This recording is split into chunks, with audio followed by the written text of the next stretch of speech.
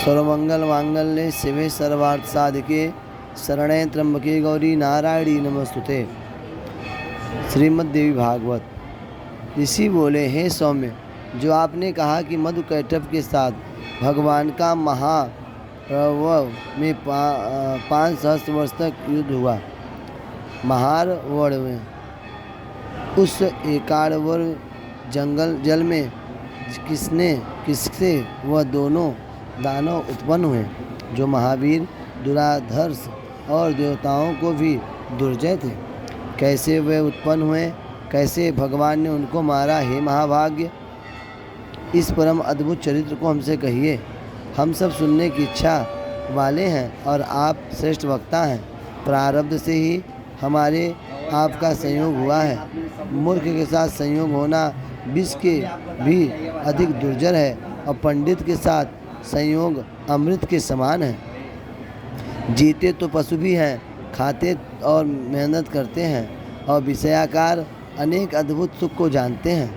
उनको सत असत का ज्ञान तथा मुक्तिदायक ज्ञान नहीं है, तथा जिनका हरि चरित्र सुनने में आदर नहीं है, उनको भी पशु ही जाना जाता है। कोई मृग आदि पशु सुनने के ज्ञान को जानते हैं। श्रोत्र रहित सर्प भी मधुर नाद से मोहित हो जाता है। 5 इंद्रियों में दर्शन और श्रवण ही शुभ है। श्रवण से वस्तु का ज्ञान और दर्शन से चित्त का रंजन होता है। सात्विक राजस तामस के भेद से श्रवण 3 प्रकार के होते हैं। हे महाभागो, विद्वानों ने यह बात निश्चय कर कही है। वेद शास्त्रादिक श्रवण सात्विक, साहित्य का श्रवण राजस और युद्ध वार्ता तथा परदोषक श्रवण तामसिक श्रवण है। और पंडितों ने सात्विक श्रवण भी 3 प्रकार का कहा है, उत्तम, मध्यम और अधम। मोक्ष फल प्रदायक उत्तम स्वर्णदायक, मध्यम और भोगदायक अधम है, ऐसा पंडितों ने निर्णय किया है। और साहित्य भी नवरसात्मक 3 प्रकार हैं। अपनी से में रति उत्तम, वार्यो सीता की रति मध्यम और दूसरे की स्त्री में गमन की कथा अधम। शास्त्र ज्ञाता पंडितों ने तामस भी 3 प्रकार का कहा है। आताइयों से वर्धा युद्ध उत्तम, विद्वेषियों से युद्ध करना मध्यम और पांडवों का अपने शत्रुओं तथा बिना कारण विवाद कलह में युद्ध करना अधम कही है। हे महामते, इस पुराण का श्रवण मुख्य है। यह बुद्धि का बढ़ाने वाला, पाप दूर करने से सात्विक उत्तम श्रवण है। हे महाबुद्धि, सो आप पुराण की श्रेष्ठ कथा कहिए, जो आपने सब अर्थों को साधक व्यास जी के मुख से सुनी है।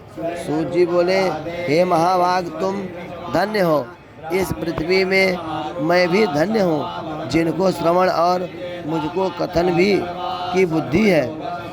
जब एकाड़व होने से तीनों भुवन लीन हो गए थे और देव जनार्दन से सैया पर शयन कर रहे थे, तब विष्णु के कड़मल से उत्पन्न हुए मधु और कैटभ दानव महाबली सागर के जल में वृद्धि को प्राप्त होने लगे।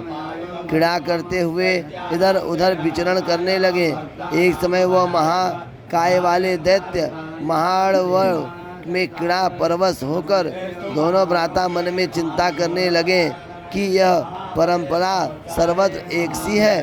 कारण के बिना कार्य नहीं होता, बिना आधार के कभी आधेय स्थित नहीं रहता।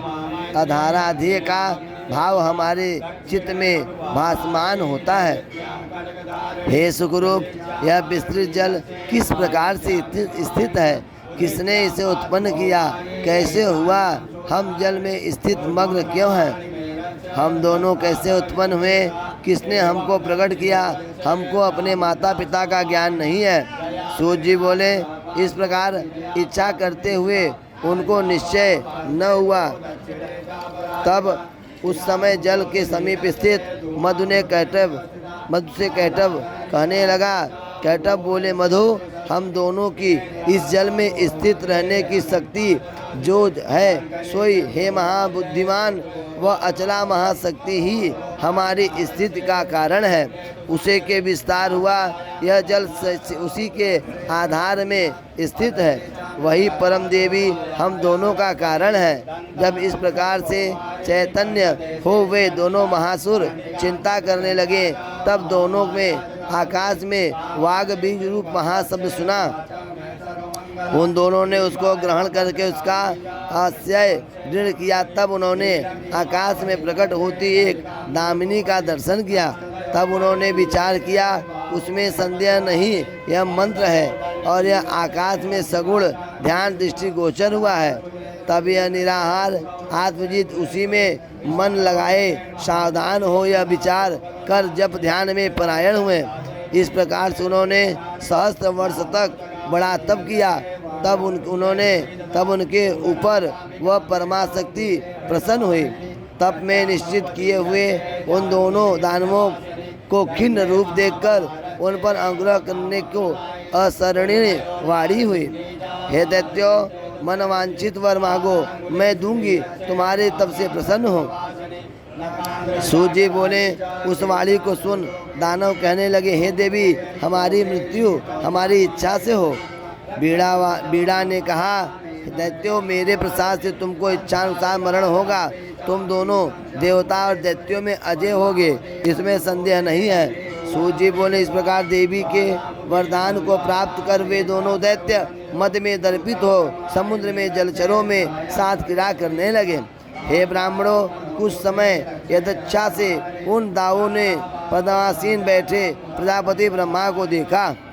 उनको देखकर वे दोनों प्रसन्न हो और दोनों महाबली युद्ध की कामना से कहने लगे, हे सुब्रते, हमसे युद्ध करो और नहीं तो इस प्रश्न को छोड़कर, इस जल को छोड़कर अन्यत्र चले जाओ। कारण कि यदि तुम निर्बल हो तो तुम्हारी योग्य आसन नहीं है। यह स्थान वीर के भोगने की योग्य है। यदि तुम कातर हो तो शीघ्र इसको छोड़ जाओ। यह वचन सुन प्रजापति की चिंता हुई।